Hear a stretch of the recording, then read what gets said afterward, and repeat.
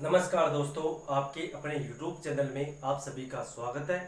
दोस्तों, हम राजस्थान के प्रमुख लोग पढ़ रहे थे, जिसमें हम मारवाड़ के पंचपीरों के बारे में चर्चा कर चुके हैं, जिसमें हमने 3 पंचपीरों के बारे में चर्चा की है। लास्ट वीडियो में हमने गोगाजी महाराज के बारे में चर्चा की थी। आज हम बाबूजी महाराज के बारे में चर्चा करेंगे, जो मारवाड़ के पंचपीरों में उनका महत्वपूर्ण स्थान है। दोस्तों, सबसे पहले अपन चर्चा करते हैं कि बाबूजी का जन्म कहाँ हुआ था। बाबूजी का जन्म कहाँ हुआ था? तो इनका जन्म कोल्लू में हुआ था। कहाँ हुआ था? कोल्लू, या इसे कोल्लूमंड भी कहते हैं। क्या कहते हैं? कोल्लूमंड या कोल्लू। कहाँ पर है? तो ये फलोदी, जोधपुर में इनका क्या हुआ था? जन्म हुआ था। तो आपसे क्वेश्चन पूछेगा कि बाबूजी का जन्म कहाँ हुआ था? तो जन्म कोल्लू या कोल्लूमंड, फलोदी, जोधपुर में इनका जन्म हुआ था।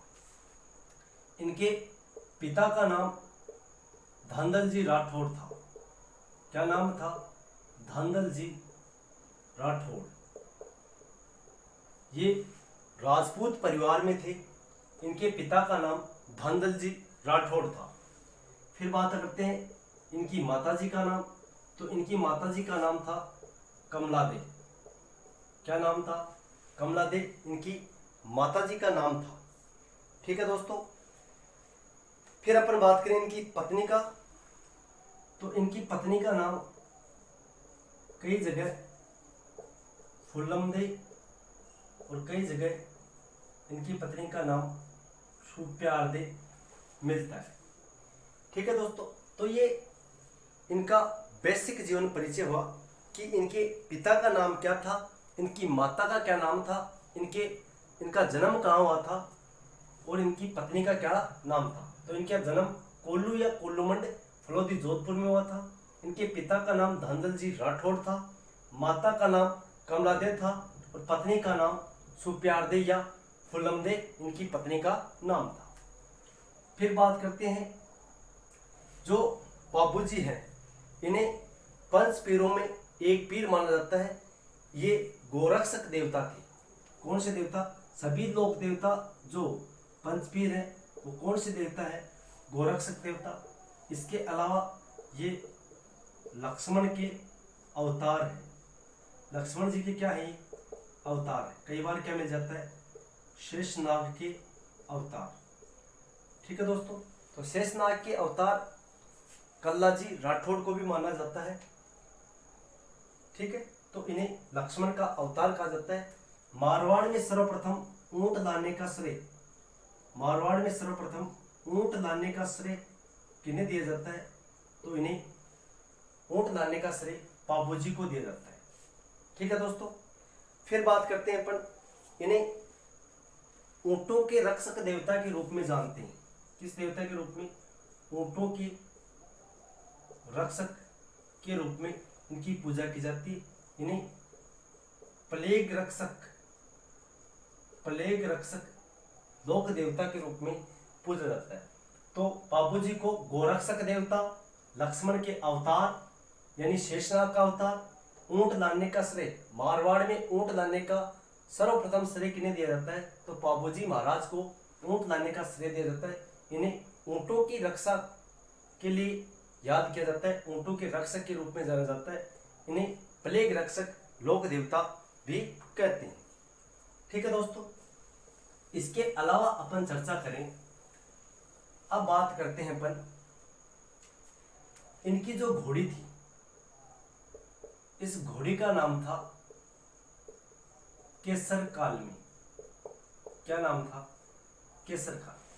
अब इसके पीछे एक स्टोरी है कि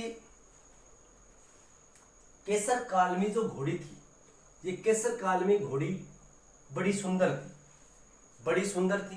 तो बाबूजी महाराज को ये घोड़ी अत्यधिक प्रिय थी। और ये घोड़ी किसके पास थी?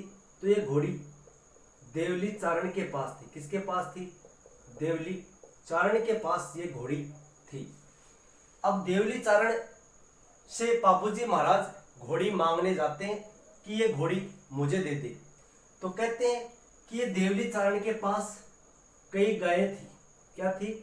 कई और जानवर थे जिनमें गायें भी थी। तो गायें होने के कारण कहते हैं कि बाबूजी महाराज को देवली चारण अपनी प्रिय घोड़ी केसर कालमी दे देता है, लेकिन इसके बदले में बाबूजी महाराज से वचन लेता है कि जब भी मुझे आवश्यकता होगी तब मैं आपको याद करूंगा, तब उसे आप कैसी भी कंडीशन में हो तो आपको मेरी मदद करनी होगी। तो बाबूजी महाराज ने क्या किया? देवली चारण से वादा कर दे दिया, वचन दे दिया। कहा गया है रघुकुल रीत सदा चली आए, प्राण जाए पर वचन न जाए। तो बाबूजी महाराज ने देवली चारण को क्या दे दिया? वचन दे दिया। अब क्या होता है, बाबूजी के बहनोई थे, बाबूजी महाराज के बहनोई जिनका नाम था जिंदराव खींची। जिंदराव खींची ये बाबूजी महाराज की बहनोई थी। अब होता क्या है, बाबूजी महाराज इनको वचन दे देते और अपने क्षेत्र में लौट जाते। पीछे से क्या होता है, बाबूजी का बहनोई जिंदराव खींची इस देवली चारण की जो गायें थी इनको क्या कर लेता है? चुरा लेता है। ठीक है। अब होता क्या है, देवली चारण जिंदराव खींची से अपनी गायें नहीं छुड़ा पाता है और देवली चारण भाग के किसके पास चला जाता है? बाबूजी महाराज के पास चला जाता है। अब कहते हैं कि बाबूजी का इस समय क्या हो रहा था? विवाह हो रहा था। जो इनकी पत्नी है जिसको अपन ने पढ़ा है सुप्यारदे, सुप्यारदी जी से इनका विवाह हो रहा था। सुप्यारदे कहाँ की राजकुमारी थी? तो ये अमरकोट की राजकुमारी थी। कहाँ की राजकुमारी थी? अमरकोट की राजकुमारी थी। ये धनेजी सोडा की पुत्री थी। धनेजी या सूरजमल सोडा की ये पुत्री थी। अब इनका विवाह सुप्यारदी से हो रहा था। इधर देवली चारण की गायें कौन ले गया? जिंदराव खींची ले गया। तो भागा भागा किसके पास चला गया? तो ये बाबूजी महाराज के पास पहुंच गया था। अब बाबूजी महाराज के पास देवली चारण गया, उसने सारी कहानी बता दी कि मेरी गायों को कौन ले गया? जिंदराव खींची ले गया। तो कहते हैं कि बाबूजी को वचन याद था कि जब देवली चारण किसी मुसीबत में होगा तो मैं उसकी क्या करूंगा? सहायता करूंगा। तो इस समय सुप्यारदे और बाबूजी का विवाह हो रहा था और इसमें क्या चल रहे थे? फेरे चल रहे थे। कितना फेरा लिया करें भाई? 7 फेरा लिया करें। कितना फेरा लिया करें? 7। लेकिन 2 तो पूरा ले लिया, तीसरो चाल लियो। तीसरो कतो गो? आधो गो। कतो गो? आधो गो। तो ध्यान रखना है 3.5 फेरा लिया गया। जब 3.5 फेरा 3 फेरा पूरा ले लिया, आधो चाल रहे, तो 3.5 जो पूरा चौथो फेरा हो रहे हो भी टाइम पर बाबूजी महाराज रुका और जो गंजोड़ा था वो किसको संभाल दिया? सुप्यारदे को। भाई संभाल, अब मुझे मेरा वचन निभाना है। कहते हैं बाबूजी महाराज आते हैं और इस जिंदराव खींची से क्या करते हैं? युद्ध करते हैं। युद्ध करते हैं और इन गायों की रक्षा करते हुए बाबूजी महाराज क्या हो गए थे? वीर गति को प्राप्त हो गए थे। ठीक है दोस्तों। अब होता क्या है, इन बाबूजी महाराज का जो इनके अनुयायी 3.5 फेरे लेते हैं। कितने फेरे लेते हैं? 3.5 फेरे बाबूजी के अनुयायी लेते हैं। अब इनका जो मुख्य मंदिर है, बाबूजी महाराज का मुख्य मंदिर कहाँ बना हुआ है? तो इनका मुख्य मंदिर कोल्लू में बना हुआ है। कहाँ बना हुआ है? कोल्लू में इनका मुख्य मंदिर बना हुआ है। और यहाँ पर प्रतिवर्ष अमावस्या भी कौन सी? तो ये चैत्र अमावस्या। कौन सी अमावस्या? तो चैत्र अमावस्या को बाबूजी महाराज का मेला लगता है। कहाँ पर लगता है?